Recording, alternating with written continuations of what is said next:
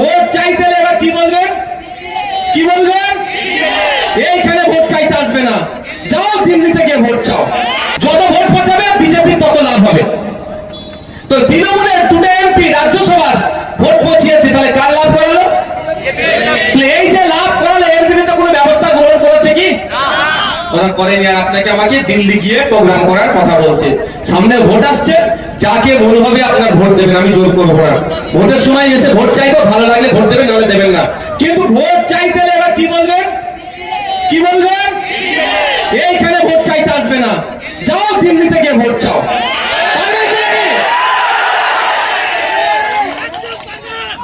একদম ছেড়ে কথা হবে না বলে দিচ্ছি, আমি সমস্যায় পড়বো।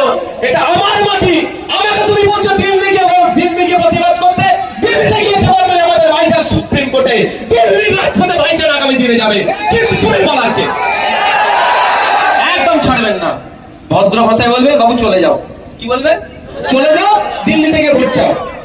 আমি বিপদে পড়বো, আমার কবরস্থানটা বাঁচা দেওয়ার আমি চেষ্টা করবো, আমার মাদ্রাসাটা, আমার মসজিদটা তুই কেড়ে নিচ্ছে, আর আমি প্রতিবাদ করলে আমি দিল্লিতে যেতে হবে?